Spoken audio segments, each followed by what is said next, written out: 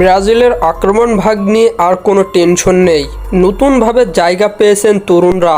কারা আছেন ব্রাজিল দলে বিস্তারিত জানুন পুরো ভিডিওতে। বিশ্বকাপ বাছাই পর্বের ম্যাচকে সামনে রেখে ব্রাজিল কোচ কার্লো আনচেলত্তি এবার এমন একটি আক্রমণ ভাগ গড়ে তুলছেন যা দেখে ব্রাজিল সমর্থকরা স্বস্তির নিঃশ্বাস ফেলছেন।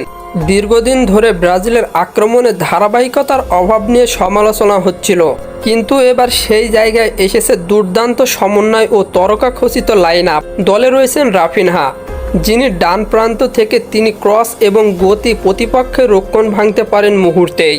উঠতি তারকা এস্তেভাও উইলিয়াম ইতিমধ্যেই ব্রাজিলের ভবিষ্যতের সুপারস্টার হিসাবে বিবেচিত হচ্ছেন, যার ক্ষমতা নজর কাড়ছেন ইউরোপের বড় বড় ক্লাবকে।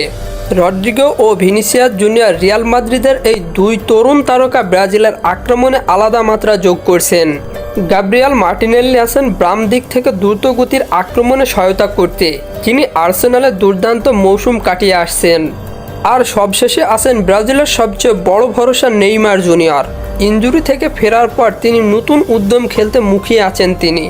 এই দুর্দান্ত ভয়ঙ্কর আক্রমণ ভাগ নিয়েই এবার মাঠ কাঁপাবে ব্রাজিল।